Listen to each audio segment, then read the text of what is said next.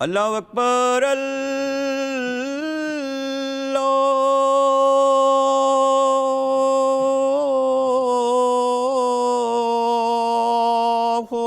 اکبر اللہ اکبر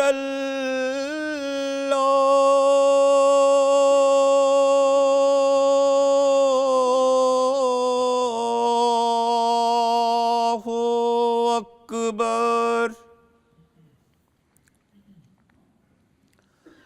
اشہد ان لا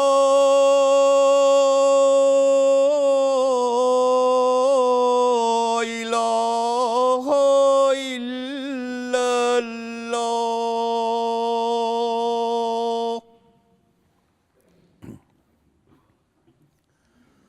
اشہد ان لا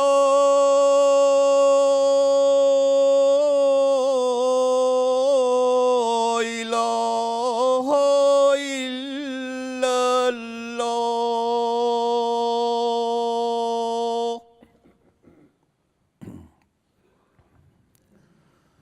اشہد ان محمد رسول اللہ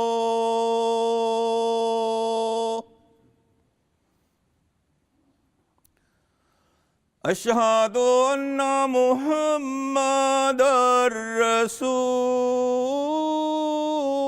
اللہ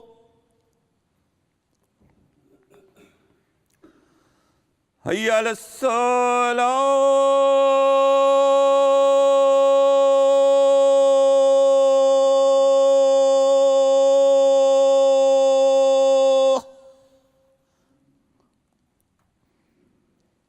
حی علی الصلاۃ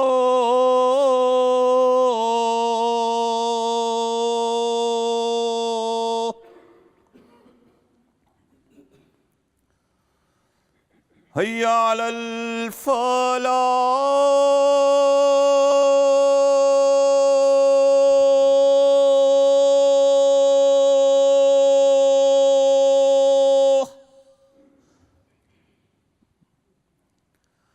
حی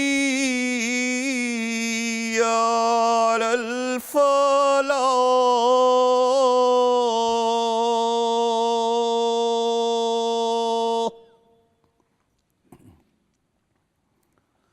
اللہ اکبر اللہ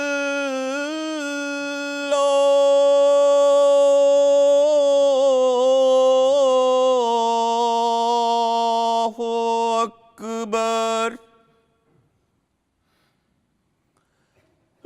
لا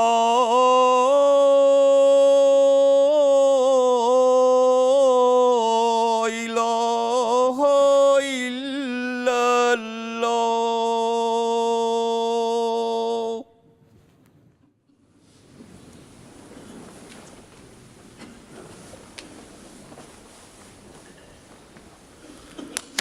السلام علیکم ورحمۃ اللہ.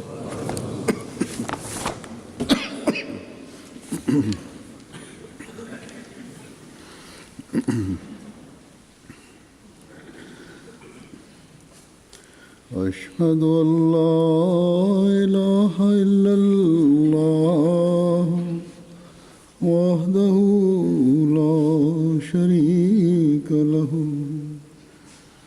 وأشهد أن محمدا عبده ورسوله أما بعد فأعوذ بالله من الشيطان الرجيم بسم الله الرحمن الرحيم الحمد لله رب العالمين الرحمن الرحيم مالك يوم الدين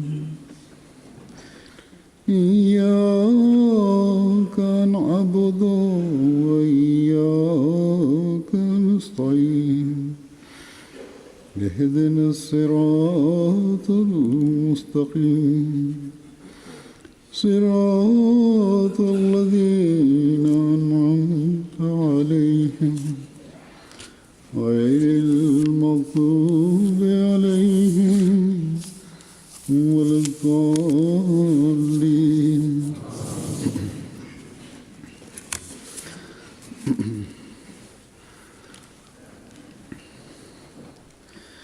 ماں باپ بعض دفعہ تو بچوں کو کسی کام کے کرنے پر سختی سے سرزنش کرتے ہیں، بے انتہا سختی کرتے ہیں، اور بعض لوگ بچوں کی غلطیوں پر اتنی زیادہ صرف نظر کرتے ہیں کہ بچے کو اچھے اور برے کی تمیز مٹ جاتی ہے، اور یہ دونوں باتیں بچوں کی تربیت پر برا اثر ڈالتی ہیں۔ زیادہ سختی، بات بات پر بلا وجہ اور بغیر دلیل کے روکنا ٹوکنا بچوں کو باغی بنا دیتا ہے، اور پھر وہ ایک عمر کے بعد جائز بات کی بھی پرواہ نہیں کرتے۔ اسی طرح بچے کی ہر معاملے میں ناجائز طرفداری بھی، جیسا کہ میں نے کہا، بچوں کی تربیت پر برا اثر ڈالتی ہے، خاص طور پر ایسی عمر کے بچے جو بچپن سے نکل کر نوجوانی میں قدم رکھ رہے ہوں۔ ان کو یہ رویے جو ہیں والدین کے خراب کرتے ہیں، خاص طور پر باپوں کے۔ بس ایسی عمر میں بچوں کو سمجھانے کے لیے دلیل سے بات کرنی چاہیے، اور خاص طور پر اس زمانے میں جب کہ بچوں پر صرف اپنے محدود ماحول کا ہی اثر نہیں ہے، بلکہ پورے ملک، بلکہ اس سے بڑھ کر پوری دنیا کے ماحول کا اثر ہو رہا ہے۔ ایسے حالات میں باپوں کو خاص طور پر بچوں کی تربیت میں ان باتوں کا خیال رکھنا چاہیے کہ کہاں نرمی کرنی ہے، کہاں سختی کرنی ہے، کس طرح سمجھانا ہے۔ یہ باپوں کی ذمہ داری ہے، صرف ماؤں پہ نہ چھوڑیں۔ حضرت مسیح علیہ السلام کس طرح تربیت فرمایا کرتے تھے، اس کا ایک واقعہ حضرت مسلم موعود رضی اللہ عنہ بیان فرماتے ہیں۔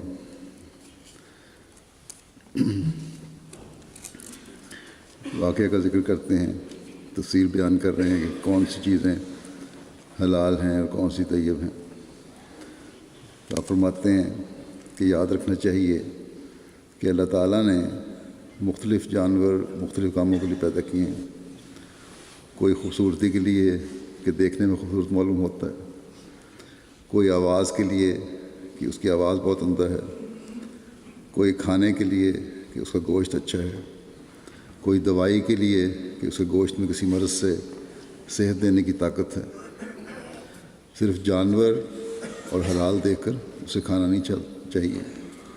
ہو سکتا ہے کہ ایک جانور کا گوشت صحت کے لیے مضر نہ ہو، مگر وہ مثلاً بعض فصلوں یا انسانوں میں بیماری پیدا کرنے والے کیڑوں کو کھاتا ہو۔ اسی لیے بعض قسم کے پرندے ہیں وہ حلال ہیں، لیکن حکومتوں کی طرف سے پابندی ہوتی ہے ان کو مارنے کی۔ پاکستان میں بھی پابندی ہوتی ہے کیونکہ وہ فصلوں کے کیڑے کھا رہے ہوتے ہیں۔ تو گوشت کے لحاظ سے فرمایا کہ کیڑے کھانے والے ہیں، گوشت کے لحاظ سے اس کا گوشت حلال بھی ہوگا اور طیب بھی، مگر پھر بھی بنی نوع انسان کا عام فائدہ دیکھتے ہوئے اس کا گوشت طیب نہ رہے گا۔ بس بے شک حلال بھی ہے، طیب بھی ہے، لیکن پھر دیکھنے والی چیز یہ ہوگی کہ زیادہ فائدہ کس کا ہے، اپنے فائدے پر بنی نوع کے فائدے کو ختم کرنا ہوگا، یا بنی نوع کے فائدے کو اپنے فائدے پر ترجیح دینی ہوگی۔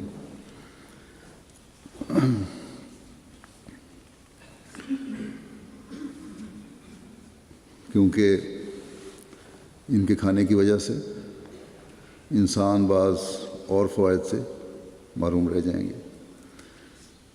مسلم فرماتے ہیں کہ مجھے بچپن ہی میں یہ سبق سکھایا گیا تھا۔ میں بچپن میں ایک دفعہ ایک طوطا شکار کر کے لایا۔ حضرت مسیح موعود علیہ السلام نے اسے دیکھ کر کہا کہ محمود، اس کا گوشت حرام تو نہیں، مگر اللہ تعالیٰ نے ہر جانور کھانے کے لیے ہی پیدا نہیں کیا۔ بعض خوبصورت جانور دیکھنے کے لیے ہیں کہ انہیں دیکھ کر آنکھیں راحت پائیں، بعض جانوروں کو عمدہ آواز دی ہے کہ ان کی آواز سن کر کان لذت حاصل کریں۔ بس اللہ تعالیٰ نے انسان کی ہر حص کے لیے نعمتیں پیدا کی ہیں، وہ سب کی سب چھین کر زبان ہی کو نہ دے دینی چاہیے۔ یعنی اپنے زبان کے مزے کے لیے ضروری نہیں ہے کہ ہر جانور کو مارا جائے اور کھایا جائے، اس کے دوسرے جو فوائد ہیں وہ دیکھنا چاہیے، صرف اپنی کھانے کا مزہ نہیں لینا چاہیے۔ تو پھر فرمایا کہ دیکھو یہ طوطا کیسا خوبصورت جانور ہے۔ حضرت مسیح موعود نے فرمایا کہ دیکھو یہ طوطا کیسا خوبصورت جانور ہے، درخت پر بیٹھا ہوا دیکھنے والوں کو کیسا بھلا معلوم ہوتا ہوگا۔ بس یہ خوبصورت انداز جو تربیت کا ہے نہ صرف دل پر اثر کرنے والا ہے، بلکہ اللہ تعالیٰ کے اس حکم کو بھی ذہن میں بٹھانے والا ہے کہ حلال اور طیب تو کھاؤ، لیکن اس میں بھی احتیاط ہونی چاہیے۔ اللہ تعالیٰ نے حلال کا بھی حکم دیا، طیب کا بھی حکم دیا، لیکن طیب کی تعریف بعض جگہ بدل بھی جاتی ہے۔ بس جو جانور یا پرندے دوسرے مفید کاموں میں استعمال ہو رہے ہوں یا وہاں دوسری جگہ فائدہ پہنچا رہے ہوں، ان میں سے بعض حلال ہونے کے باوجود طیب نہیں رہتے، کیونکہ ان کا فائدہ دوسری جگہ پر بہرحال زیادہ ہے ان کے گوشت کھانے سے۔ حضرت مسلم موعود رضی اللہ عنہ کے بیان کردہ بعض اور واقعات بھی پیش کرتا ہوں۔ حضرت مسیح موعود علیہ السلام دنیا سے بدعات کو دور کرنے اور اسلام کی خوبصورت تعلیم دکھانے آئے تھے۔ بس جب آپ کا یہ مشن تھا تو کس طرح یہ ممکن ہے کہ آپ کی اپنی ذات سے کسی قسم کی بدعت کے پھیلنے کا احتمال ہو یا بدعت پھیلانے والے ہوں، نعوذ باللہ۔ حضرت مسلم موعود رضی اللہ عنہ ایک واقعہ بیان فرماتے ہیں کہ حضرت مسیح موعود علیہ السلام نے خود اپنی تصویر کھنچوائی، لیکن جب ایک کارڈ آپ کی خدمت میں پیش کیا گیا جس پر آپ کی تصویر تھی، پوسٹ کارڈ تھا، تو آپ نے فرمایا کہ اس کی اجازت نہیں دی جا سکتی، اور جماعت کو ہدایت فرمائی کہ کوئی شخص ایسے کارڈ نہ خریدے۔ نتیجہ یہ ہوا کہ آئندہ کسی نے ایسا کرنے کی جرات نہ کی۔ لیکن آج کل پھر بعض جگہوں پر، بعض ٹویٹس میں، واٹس ایپ پہ میں نے دیکھا ہے کہ لوگ کہیں سے کارڈ یہ نکال کر تو پھیلانے کی کوشش کر رہے ہیں۔ پرانے کارڈ نے کسی زمانے میں ہوئے اور کہیں یا اپنے بزرگوں سے لیے یا کسی دکان سے بعضوں نے خریدے، پرانی کتابوں کی دکانوں سے، تو یہ غلط طریق ہے، اس کو بند کرنا چاہیے۔ تصویر آپ نے اس لیے کھنچوائی تھی کہ دور دراز کے لوگ اور خاص طور پر یورپین لوگ جو چہرہ شناس ہوتے ہیں وہ آپ کی تصویر دیکھ کر سچائی کی تلاش کریں گے، اس کی جستجو کریں گے. لیکن جب آپ نے دیکھا کہ کارڈ پر تصویر شائع کر کے کاروبار کا ذریعہ لوگ بنانے کی کوشش کر رہے ہیں یا نہ بنا لیں کہیں، جب آپ نے محسوس کیا کہ اس سے بدعت نہ پھیلنی شروع ہو جائے، یہ بدعت پھیلنے کا ذریعہ نہ بن جائے، تو آپ نے سختی سے اس کو روک دیا. بلکہ بعض جگہ آپ نے فرمایا کہ ان کو ضائع کروا دیا جائے. بس وہ لوگ بعض لوگ جو تصویروں کا کاروبار کرتے ہیں، جنہوں نے تصویروں کو کاروبار کا ذریعہ بنایا ہوا ہے اور بے انتہا قیمتیں اس کی وصول کرتے ہیں، ان کو توجہ کرنی چاہیے. پھر بعض ایسے بھی ہیں جو حضرت مسیح علیہ السلام کی تصویر میں بعض رنگ بھر دیتے ہیں، حالانکہ کوئی کلر تصویر حضرت مسیح علیہ السلام کی نہیں ہے. یہ بھی بالکل غلط چیز ہے، اس سے بھی احتیاط کرنی چاہیے. اسی طرح خلفاء کی تصویروں کے غلط استعمال ہیں، ان سے بھی بچنا چاہیے.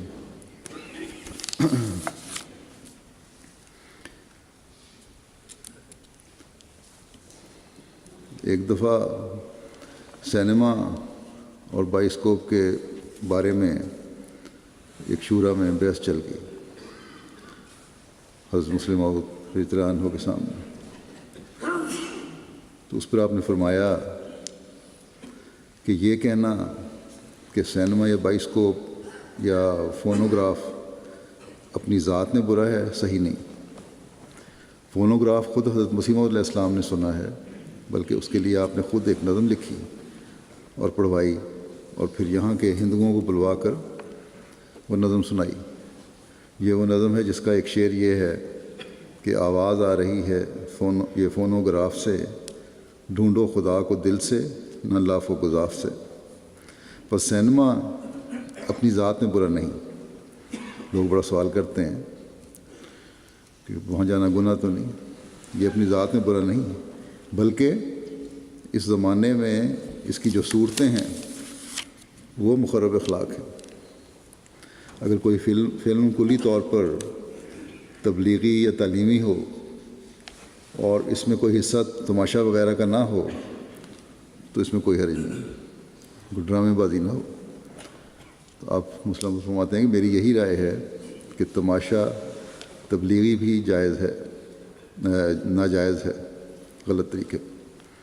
بس اس بات سے ان لوگوں پر واضح ہو جانا چاہیے جو یہ کہتے ہیں کہ ایم ٹی اے پر اگر پروگراموں میں بعض میوزک آ جائے تو کوئی حرج نہیں، یا وائس آف اسلام ریڈیو ہے شروع ہوا ہے، اس پر بھی آ جائے تو کوئی حرج نہیں. ان باتوں اور ان بدعات کو ختم کرنے کے لیے حضرت مسیح علیہ السلام آئے تھے. ہمیں ان سوچوں کو اپنی سوچوں کو اس طرح ڈھالنا ہوگا جو آپ علیہ السلام کا مقصد تھا. نئی ایجادات سے فائدہ اٹھانا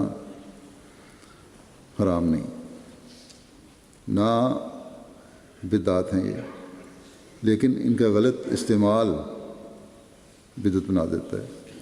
بعض لوگ یہ تجویزیں بھی دیتے ہیں کہ ڈرامے کے رنگ میں تبلیغی پروگرام یا تربیتی پروگرام بنائے جائیں تو ان کا اثر ہوگا. انہیں یاد رکھنا چاہیے کہ ایک غلط بات کی میں اگر آپ داخل ہوں گے یا کوئی بھی غلط بات اپنے پروگراموں میں داخل کریں گے تو 100 قسم کی بدعات کچھ عرصے بعد خود بخود داخل ہو جائیں گے.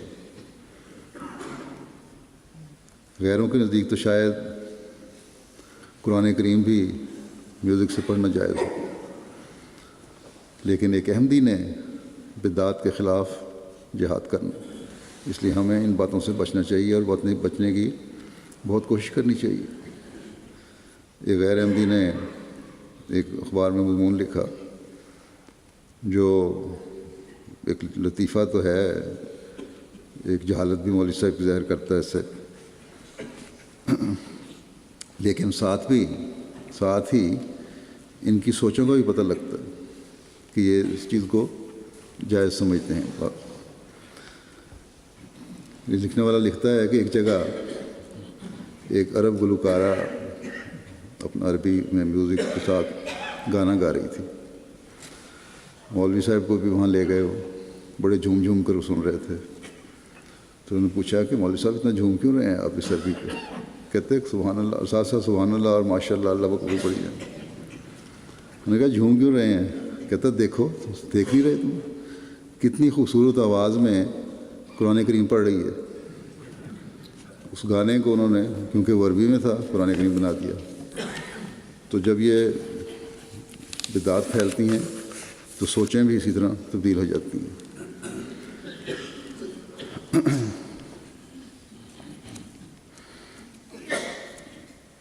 ڈاکٹروں کا ذکر کرتے ہوئے ایک جگہ آپ فرماتے ہیں کہ ڈاکٹر مریض کا علاج کرتے ہوئے سمجھتے ہیں کہ ہم اپنے مریض کا ہم ہی علاج کر سکتے ہیں، جب اور کسی اور کو دکھانے کی ضرورت نہیں، خاص طور پر ہندوستان میں، اور کسی مشورے کی ضرورت نہیں ہے۔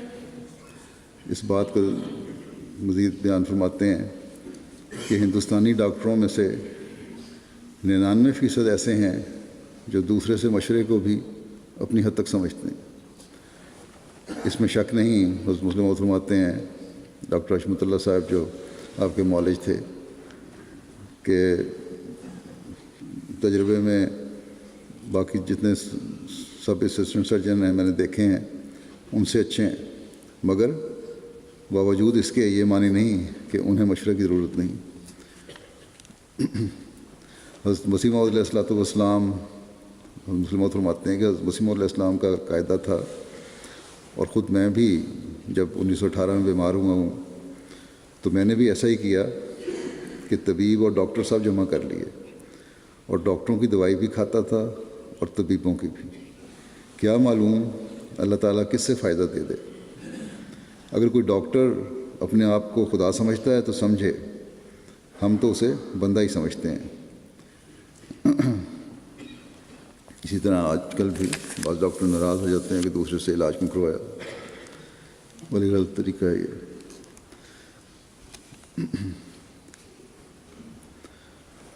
بعض دفعہ عام جڑی بوٹیوں کا علاج کرنے والے لوگ باقاعدہ طبیب بھی نہیں،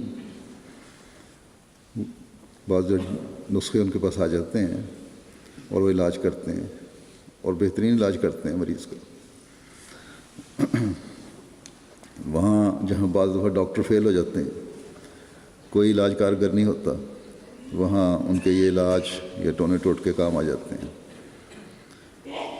حضرت مسلم موعود فرماتے ہیں کہ سید احمد نور صاحب کابلی کے ناک پر زخم تھا، انہوں نے کئی علاج کروائے، لاہور کے میو اسپتال بھی گئے، ایکس رے کرا کر علاج کرایا کہ کیا وجہ ہے پتہ لگے، مگر زخم اور بھی خراب ہوتا گیا۔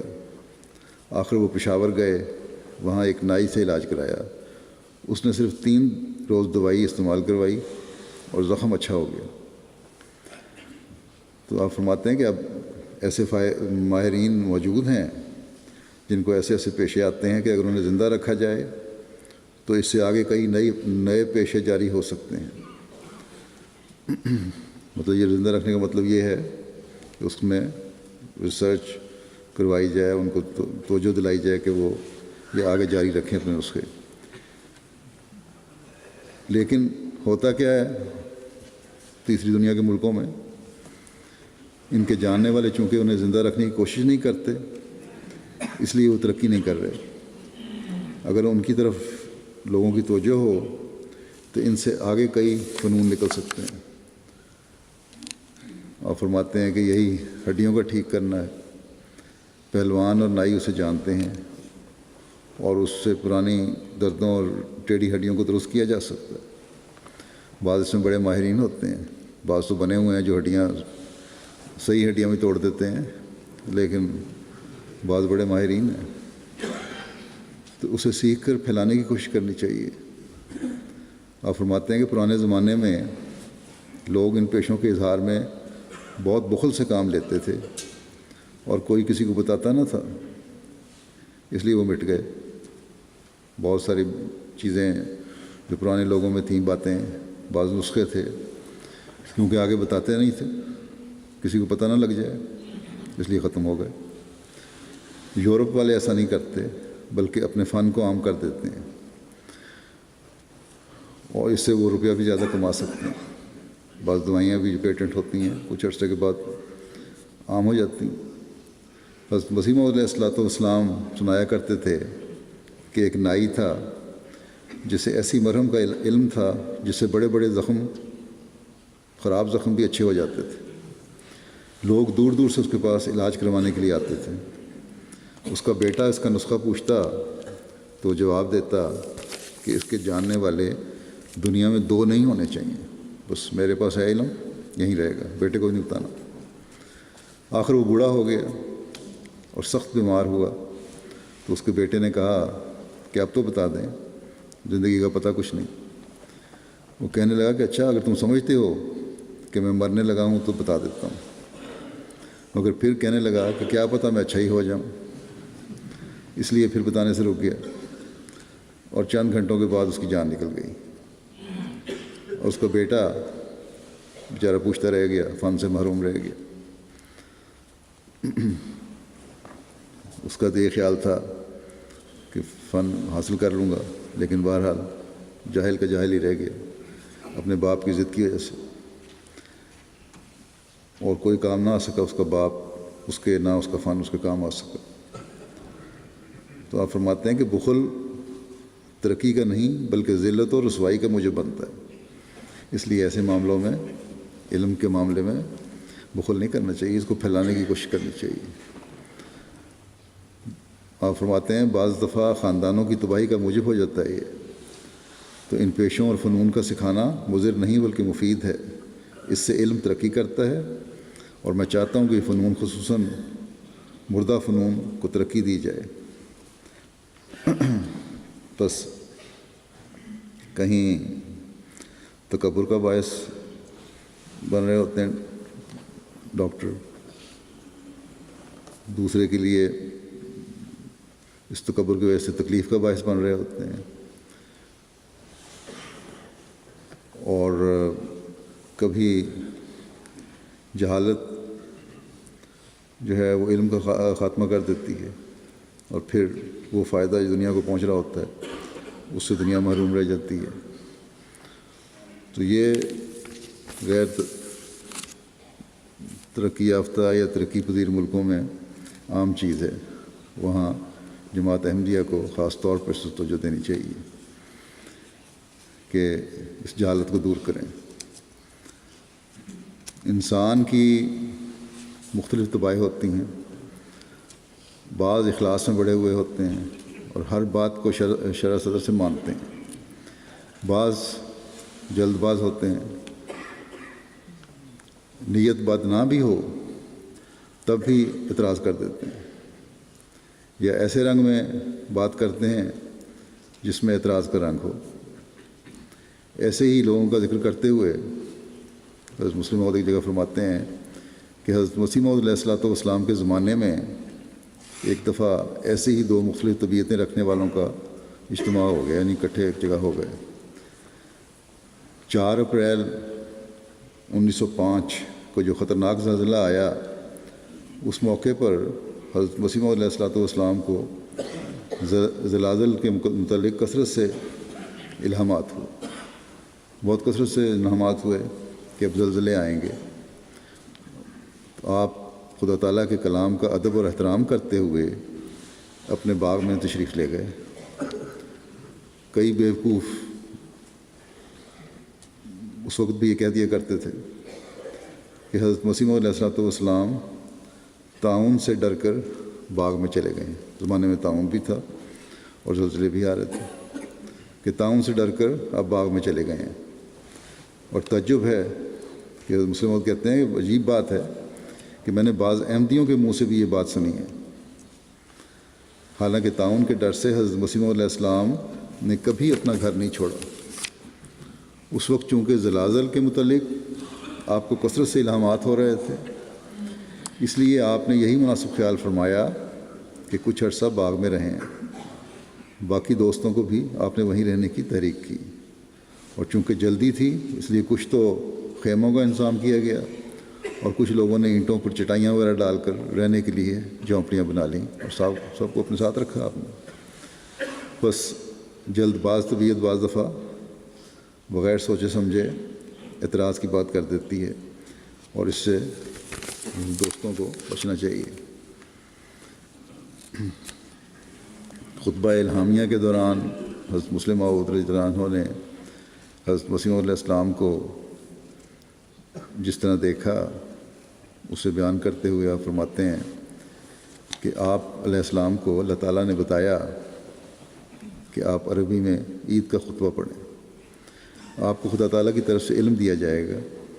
آپ نے اس سے پہلے کبھی عربی میں تقریر نہ کی تھی، لیکن جب تقریر کرنے کے لیے آئے اور تقریر شروع کی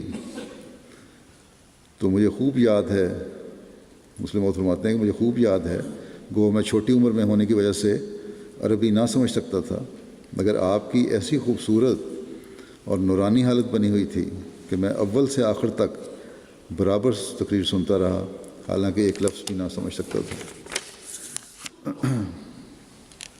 مسجد مبارک قادیان کی اہمیت کا ذکر کرتے ہوئے حضرت مسلم موعود نے واقعہ بیان فرمایا جس کا ذکر الفضل میں ایک رپورٹ میں یوں ہے کہ بعض دوستوں نے عرض کیا کہ خطبہ الہامیہ کے ساتھ حضرت مسیح موعود کا جو اشتہار شامل ہے اس سے معلوم نہیں ہوتا کہ مسجد مبارک کون سی ہے۔ یہ پوچھا حضرت مسلم موعود سے لوگوں نے سوال۔ اس پر حضرت خلیفہ مسیح ثانی نے خطبہ الہامیہ منگوا کر وہ اشتہار پڑھا اور سمجھایا کہ اس سے مراد یہی مسجد ہے جو حضرت مسیح موعود نے بنائی ہے، اور پھر حسب ذیل یہ روایت آپ نے بیان فرمائی کہ ایک دفعہ ام المومنین بیمار ہو گئیں اور قریباً 40 روز تک بیمار رہیں۔ ایک دن حضرت صاحب نے فرمایا کہ اس مسجد کے متعلق الہام ہے، اس کے مختصر الفاظ آپ نے بیان کیے۔ اصل الہام اس طرح ہے کہ مبارکن و مبارکن و کل امر مبارکن یجعل فیہ، کہ آپ نے فرمایا کہ الہام ہے، تو چلو کیونکہ یہ الہام ہے اس مسجد کے بارے میں، اس میں چل کر دوائی دیتے ہیں۔ حضرت اماں جان کو وہاں جا کے دوائی دیتے ہیں مسجد میں، تو آپ نے یہاں آ کر دوا پلائی اور 2 گھنٹے کے اندر ام المومنین اچھی ہو گئی۔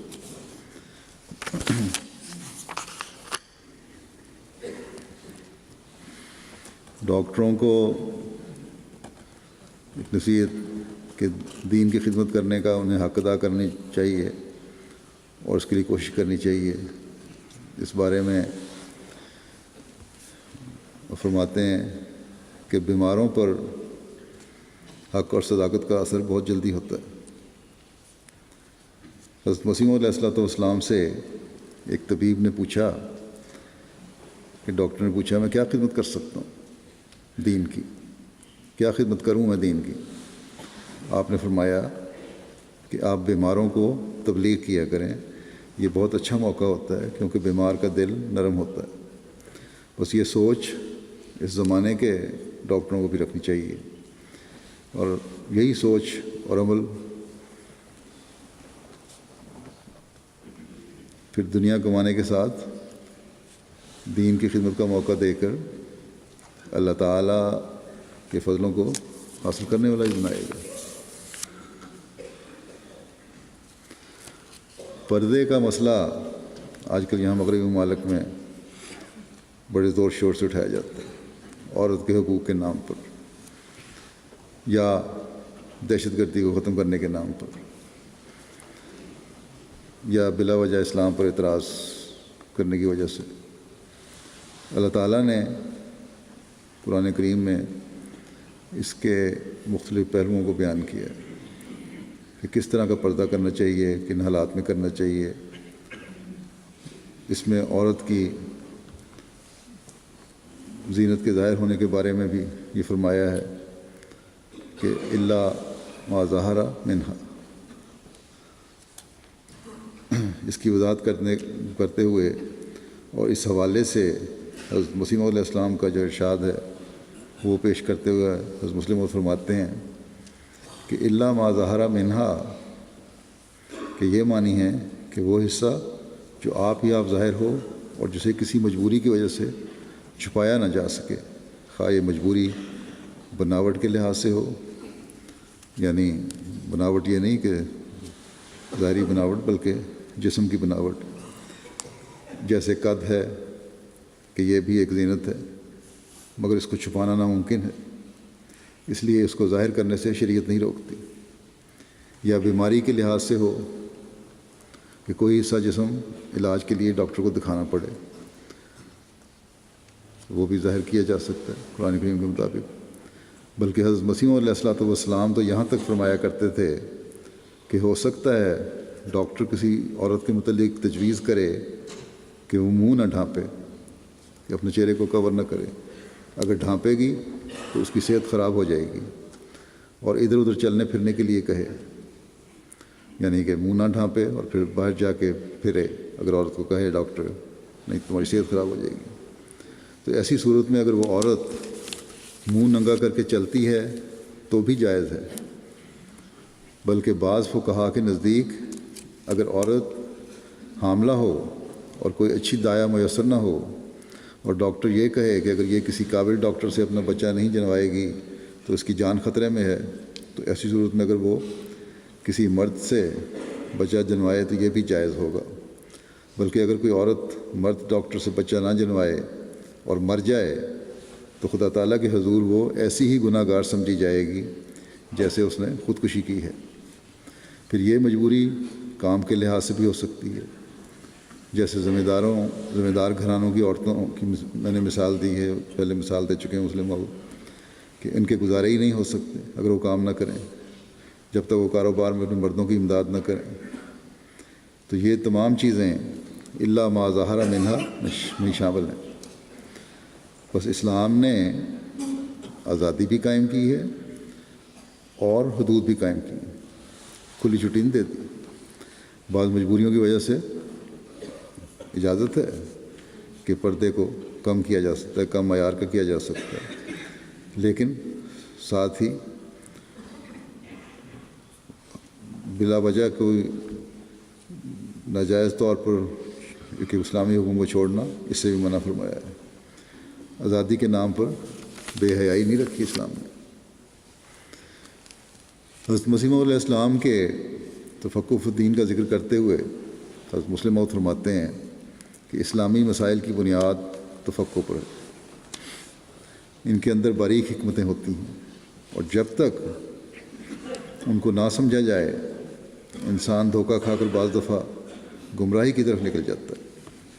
حضرت مسیح موعود علیہ السلام نے ایک دفعہ کسی مجلس میں بیان فرمایا کہ انسان اگر تقویٰ سے کام لے تو چاہے 100 شادیاں کر لے۔ یہ بات سلسلے کے اخباروں میں سے ایک میں شائع ہو گئی، جس پر یہ چرچا شروع ہو گیا کہ معلوم ہوتا ہے کہ حضرت مسیح علیہ السلام کا مذہب یہی ہے کہ 4 کی حد نہیں۔ مرد بڑے خوش ہوئے ہوں گے کہ 4 کی حد نہیں، شادیاں کوئی جتنی چاہے کر لے۔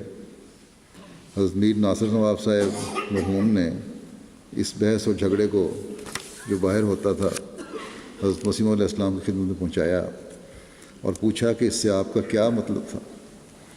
آپ نے فرمایا میرا مطلب یہ تھا کہ اگر ایک بیوی مر جائے یا کسی وجہ سے طلاق دی جائے تو انسان اس کی بجائے اور شادی کر سکتا ہے، اسی طرح خواہ 100 شادیاں کر لے۔ اس سے آپ نے اس خیال کی تردید فرمائی جو بعض مذاہب نے پیش کیا ہے۔ یہ حوالہ یہ بات جو چل رہی ہے کسی اور حوالے سے چل رہی ہے۔ بعض وہ لوگ کہتے ہیں یہ فیصلہ ہو گیا، سیاق و سباق دیکھے بغیر بات کر دیتے ہیں۔ یہ آپ نے بات کا اظہار فرمایا تھا، اس کی وجہ یہ بنی، اس خیال کی آپ نے تردید فرمائی کہ بعض مذاہب نے پیش کیا ہے کہ عمر بھر انسان دوسری شادی نہیں کرنی چاہیے، چاہے بیوی مر جائے یا طلاق ہو جائے. جب ایک شادی ہو گئی تو ختم ہو گیا, اور خاص طور پہ جب بیوی مر جائے. تو آپ نے اس خیال کی تردید فرمائی تھی, اس حوالے سے بات ہو رہی تھی. حضرت مسلم موعود فرماتے ہیں کہ اب اگر حضرت مسیح موعود علیہ الصلوۃ والسلام کا یہ قول تشریح کے بغیر رہ جاتا تو کچھ عرصے کے بعد یہی سمجھا جاتا کہ آپ کا مذہب یہی تھا کہ جتنی شادیاں چاہو کر سکتے, صرف تقوی کی شرط ہے. آج کل تو مرد شادیاں کرتے ہیں دوسری تیسری بھی, تو اس تقوی کی شرط کو بھی سامنے نہیں رکھتے. تقوی کی شرط ضروری ہے. اسی بارے میں حضرت مسلم موعود فرماتے ہیں مجھے یاد آیا کہ حضرت خلیفۃ المسیح اول کا اعتقاد ایک عرصے تک یہی تھا کہ 4 سے زیادہ شادیاں جائز ہیں. ان دنوں کیونکہ چھوٹی جماعت تھی اور دوست اکثر وہاں ملتے تھے قادیان میں, تھوڑے سے لوگ تھے, ایسے مسائل پر بڑی لمبی بحثیں ہوتی رہتی تھی. انہی دنوں ایک زمانے میں یہ مسئلہ بھی زیر بحث آیا. حضرت خلیفہ عبد المسیح اول نے فرمایا 4 بیویوں کی حد بندی شریعت سے ثابت نہیں, اور ابو داؤد کی ایک روایت بھی پیش کی جس میں لکھا تھا کہ حضرت امام حسن کے 18 یا 19 نکاح ہوئے. اسی مجلس میں کسی نے یہ بیان کیا کہ حضرت مسیح موعود علیہ الصلوۃ والسلام کا یہ عقیدہ نہیں ہے. اس پر حضرت خلیفہ اول نے یہ خیال کیا کہ ممکن ہے آپ کے پاس یہ معاملہ پوری طرح پیش نہ کیا گیا ہو, اس لیے کسی سے یہ کہا کہ یہ کتاب لے جاؤ, یہ جو ابو داؤد کی روایت ہے حضرت امام حسن کے بارے میں, اور حضرت مسیح موعود علیہ الصلوۃ والسلام کو یہ حوالہ دکھا کے آؤ. کتاب لانے والا راستے میں مجھے مسلم موعود کہتے ہیں کہ جا رہا تھا کتاب لے کے حضرت مسیح موعود علیہ السلام کے پاس, مجھے بھی راستے میں ملا, بغل میں کتاب دبائی ہوئی تھی, نہایت شوق سے جا رہا تھا. تو میں نے دریافت کیا کہ کیا بات ہے. اس نے بتایا کہ حضرت مولوی صاحب نے یہ حوالہ حضرت مسیح موعود علیہ الصلوۃ والسلام کو دکھانے کے لیے بھیجا ہے. حضرت مسلم موعود کہتے ہیں کہ اس کا شوق جوش دیکھ کے, ویسے بھی یہ مسئلہ ایسا تھا کہ میں بھی جواب کے شوق میں اس کی واپسی کا منتظر رہا, وہیں کھڑا ہو گیا جب میں نے پوچھا. تھوڑی دیر کے بعد واپس آیا, میں نے دیکھا, مسلم موعود فرماتے ہیں میں نے دیکھا کہ جاتے وقت تو وہ بہت خوش گیا تھا, مگر جب واپس آتے وقت سر جھکائے ہوئے آ رہا تھا. تو میں نے پوچھا کیا بات ہے. اس نے بتایا کہ حضرت مسیح موعود علیہ الصلوۃ والسلام نے فرمایا ہے کہ مولوی صاحب سے جا کر پوچھو کہ یہ کہاں لکھا ہے کہ ساری بیویاں ایک ہی وقت میں تھیں. تو یہ مسئلہ ختم ہو گیا ہے کہ 4 سے زیادہ شادیاں بہرحال نہیں ہو سکتی, اور اس میں بھی شرائط ہیں, اور تقوی سب سے بڑی شرط ہے. امام کی آواز پر لبیک کہنا, اس کے بارے میں حضرت مسلم موعود فرماتے ہیں امام کی آواز کے مقابلے میں افراد کی آواز کوئی حقیقت نہیں رکھتی. تمہارا فرض ہے کہ جب بھی تمہارے کانوں میں خدا تعالیٰ کے رسول کی آواز آئے تم فوراً اس پر لبیک کہو اور اس کی تعمیل کے لیے دوڑ پڑو کہ اسی میں تمہاری ترقی کا راز مضمر ہے. بلکہ اگر انسان اس وقت نماز پڑھ رہا ہو تب بھی اس کا فرض ہے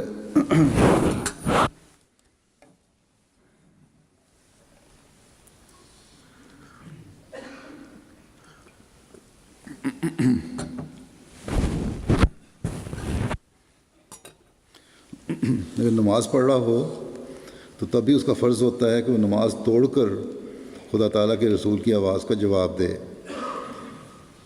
حضرت مسلم موعود فرماتے ہیں کہ ہمارے ہاں خدا تعالیٰ کے فضل سے اس قسم کی مثالیں بھی پائی جاتی ہیں.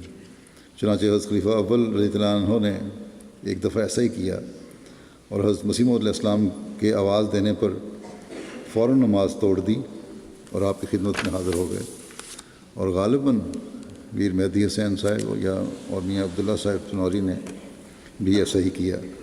یہ 2 آدمی تھے, انہوں نے بھی ایسا کیا مختلف وقتوں میں. بعض لوگوں نے اس پر اعتراض کیا تو حضرت مسیح موعود علیہ الصلوۃ والسلام نے یہ آیت پڑھی کہ لا تجعلوا دعاء الرسول بینکم کا دعائے بعضکم بعضا قد یعلم اللہ الذین یتسللون منکم لواذا فلیحذر الذین یخالفون عن امرہ ان تصیبہم فتنۃ و یصیبہم عذاب علیم، کہ تمہارے درمیان رسول کا تمہیں بلانا اس طرح نہ بناؤ جیسے تم ایک دوسرے کو بلاتے ہو اونچی آوازوں میں، یا سمجھتے ہو کہ بس بلایا آواز جواب دے دیا یا نہ دیا۔ اللہ تعالیٰ یقیناً ان لوگوں کو جانتا ہے جو تم میں سے نظر بچا کر چپکے سے نکل جاتے ہیں، پس وہ لوگ جو اس کے حکم کی مخالفت کرنے والے ہیں وہ اس بات سے ڈریں کہ انہیں کوئی اطلاع آ جائے یا دردناک عذاب آ پہنچے۔ تو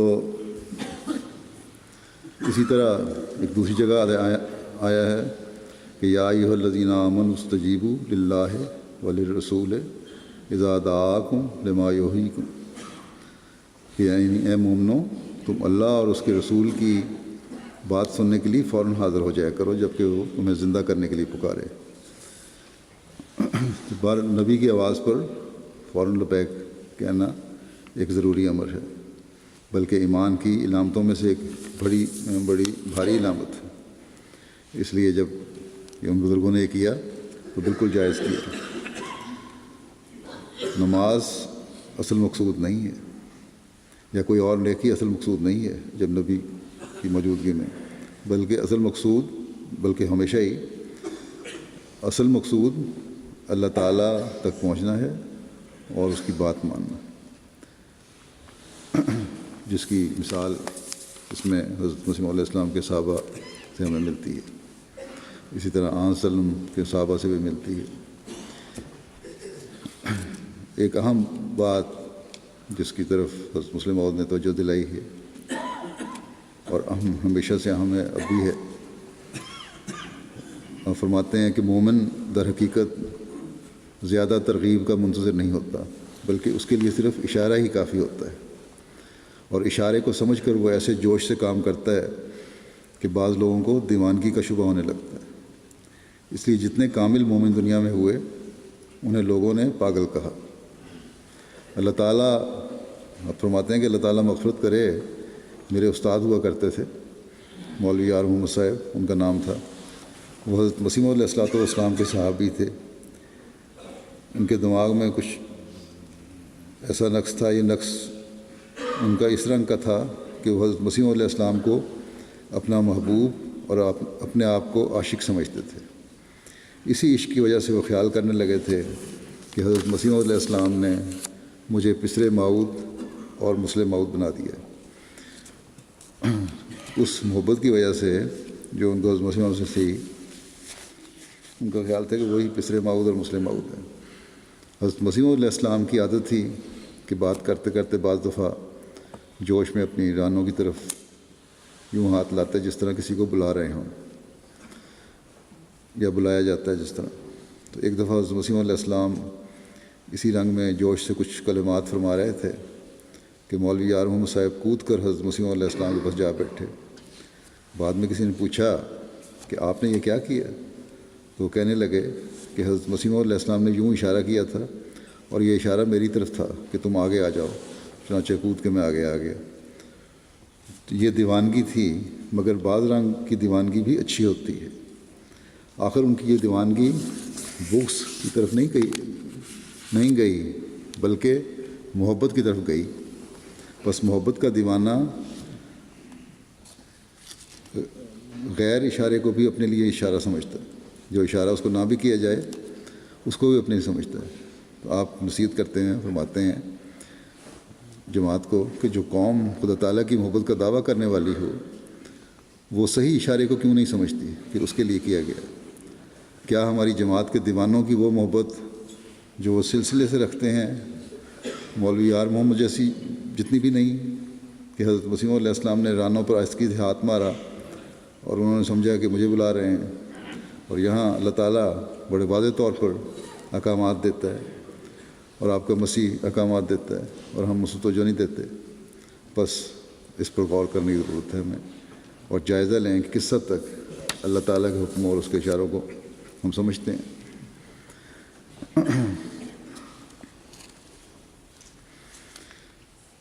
ہر کام اللہ تعالیٰ کی رضا اور اس کے حکموں پر چلتے ہوئے کریں۔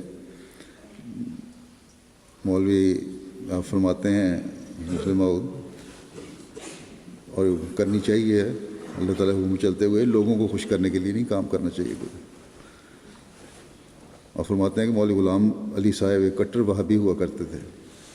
وہابیوں کا یہ فتویٰ تھا کہ ہندوستان میں جمعہ کی نماز ہو سکتی ہے، لیکن حنفیوں کے نزدیک ہندوستان میں جمعہ کی نماز جائز نہیں تھی۔ اس زمانے میں عجیب عجیب ان کے مسئلے تھے، کیونکہ وہ کہتے تھے کہ جمعہ پڑھنا تب جائز ہو سکتا ہے جب مسلمان سلطان ہو، بادشاہ مسلمان ہو تب ٹھیک ہے، جمعہ پڑھانے والا مسلمان قاضی ہو، اور جہاں جمعہ پڑھا جائے وہ شہر ہو۔ ہندوستان میں انگریزی حکومت کی وجہ سے چونکہ نہ مسلمان سلطان رہا تھا نہ قاضی، اس لیے وہ جمعے کی نماز پڑھنا جائز نہیں سمجھتے تھے، یہ مسئلہ پیدا ہو گیا تھا۔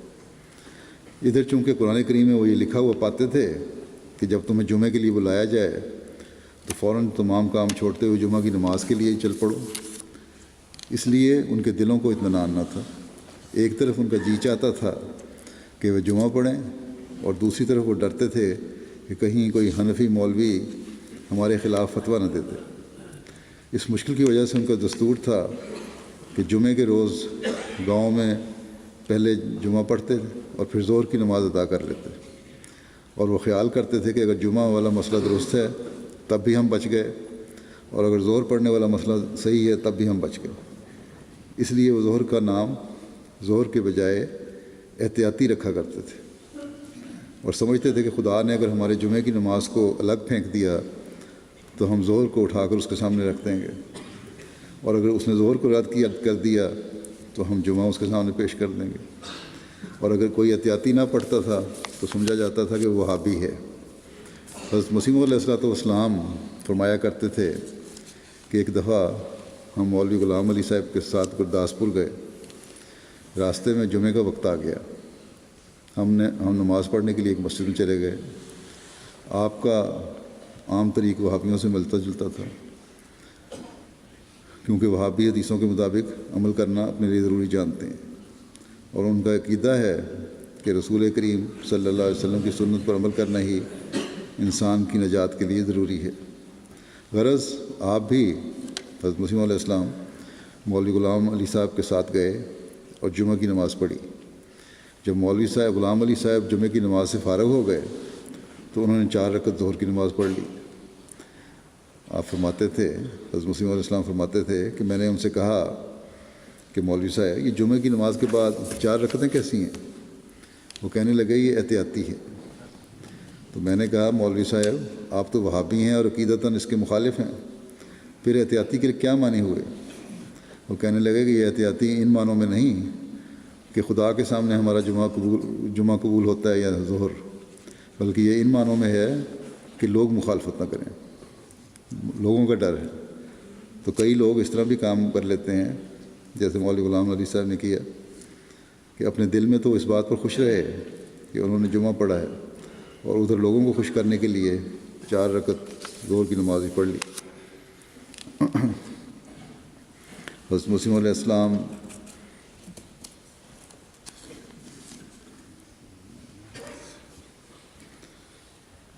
سے ایک دفعہ ایک مجلس میں کسی نے عرض کیا کہ ہماری جماعت کے اکثر لوگ داڑھیاں منڈواتے ہیں۔ آپ نے فرمایا کہ اصل چیز تو محبت الہی ہے، جب ان لوگوں کے دلوں میں محبت الہی پیدا ہو جائے گی تب خود بخود یہ لوگ ہماری نقل کرنے لگ جائیں گے۔ اللہ تعالیٰ کرے کہ ہم حقیقی طور پر حضرت مسیح علیہ السلام کی باتوں کو سمجھنے والے ہوں، اور حقیقی محبت الہی ہمیں پیدا ہو جائے، اور ہمارا ہر عمل اور فعل خدا تعالیٰ کے حکم کے مطابق ہو۔ نمازوں کے بعد میں ایک جنازہ غائب بھی پڑھاؤں گا۔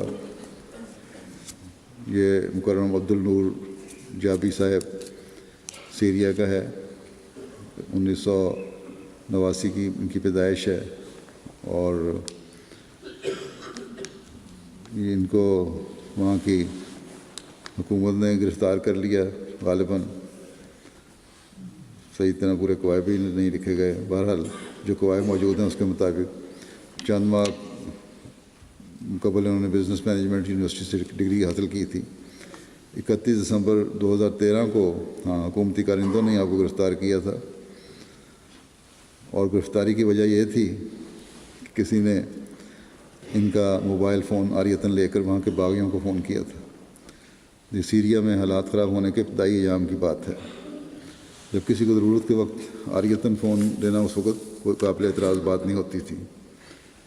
تو بہرحال باغیوں میں سے کسی نے ان کا فون لے کر اپنے ساتھیوں سے مالی لین دین کی بات کی، اور اس بارے میں فون کے حکومت کی ایجنسیاں تو انٹرسیپٹ بھی کرتی ہیں، چیک کرتی ہیں۔ انہوں نے پکڑ لیا، تحقیق کے دوران یہ ثابت ہوا کہ آپ کے فون سے کال ہوئی تھی اور آپ کا باغیوں کے ساتھ رابطہ ہے۔ اس وجہ سے آپ کو گرفتار کر لیا گیا اور پھر شہید بھی کر دیا گیا۔ طبی رپورٹ کے مطابق مرحوم گرفتاری کے تیسرے روز ہی سر پر شدید چوٹ آنے کی وجہ سے فوت ہو گئے تھے، کیونکہ بڑا ٹارچر دیتے ہیں یہ حکومتی پولیس والے بھی۔ جو باغیوں کا حال ہے وہی حکومت کے کارندوں کا بھی حال ہے۔ تاہم ان کی وفات کی خبر ان کے گھر والوں کو 22 فروری 2013 کو ملی۔ انا للہ و انا الیہ راجعون۔ یہ سلیم جابی صاحب کے پوتے تھے، جو بہت پرانے احمدی ہیں۔ سلیم جابی صاحب ربا بھی گئے تھے، اور حضرت مسلم موت کے زمانے میں اردو زبان بھی ان کو اچھی آتی ہے۔ اپنے ماحول اور جاننے والوں میں بہت خوش اخلاق اور شریف الطبع اور نرم خو اور مل نثار مشہور تھے۔ طبیعت میں سختی بالکل نہیں تھی، صحت مند اور مضبوط جسم کے مالک تھے۔ آپ کی بہن مکرم ہبت الرحمان جابی بیان کرتی ہیں کہ میرے بھائی کی پیدائش سے پہلے والدہ محترمہ نے خواب میں دیکھا تھا کہ ان کا بیٹا ہوا ہے، اور انہیں کہا گیا کہ آپ نے نور کو جنم دیا ہے۔ بعد میں حضرت خلیفۃ مسیح رابع رحمہ اللہ تعالیٰ کی طرف سے عبد النور نام ان کو عطا ہوا۔ کہتی ہیں کہ میرا بھائی بہت فرمانبردار اور لائق اور تھا، اور سب اس کی لیاقت اور ذہانت کی تعریف کیا کرتے تھے۔ میری اس سے جو آخری بات فون پر ہوئی تو مختلف لہجے میں کہا کہ اگر میں سچا احمدی ہوں تو مجھے دوسروں سے درگزر کرنا سیکھنا چاہیے۔ بہرحال اللہ تعالیٰ ان کے درجات بلند فرمائے، اور ان کے لائقین آپ والدہ، بہن، بھائی، دادا بھی ہیں، ان سب کو صبر عطا فرمائے۔ سیریا کے حالات کے لیے بھی دعا کرنی چاہیے۔ وہاں حکومت کے ظلم کی وجہ سے ہی جو باغی گروپ کھڑا ہوا، اور دونوں اب اپنے ظلموں میں بڑے ہوئے ہیں، اور تیسرا گروپ داعش کا ہے، جو اسلام کے نام پر ایک اور ظلم و بربریت کی مثالیں قائم کر رہا ہے۔ اور جتنے شریف و طبع لوگ ہیں وہاں رہنے والے، وہ نہ حکومت سے محفوظ ہیں، حکومت بھی اتنی ظالم ہے، حکومت کا باغی گروپ بھی اتنا ہی ظالم ہے، اور اسلام کے نام پر حکومت کا دعویٰ کرنے والے بھی اتنے ہی ظالم ہیں۔ اور اس میں پس رہے ہیں شرفاء اور وہ احمدی بھی جو کسی بھی گروپ کے ساتھ شامل نہیں۔ اللہ تعالیٰ رحم کرے، اور اس ملک کو بھی رحم کرے، اور ظالموں سے اس ملک کو جلد چھٹکارا دلوائے۔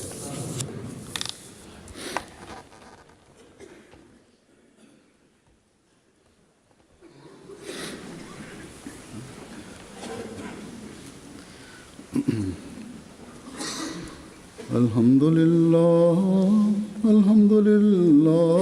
نحمده ونستعينه ونستغفره ونؤمن به ونتوكل عليه ونعوذ بالله من شرور أنفسنا ومن سيئات أعمالنا من يهده الله فلا مضل له ومن يضلل فلا هادي له ونشهد أن لا إله إلا الله ونشهد أن محمدا عبده ورسوله عباد الله رحمكم الله إن الله يأمر بالعدل والإحسان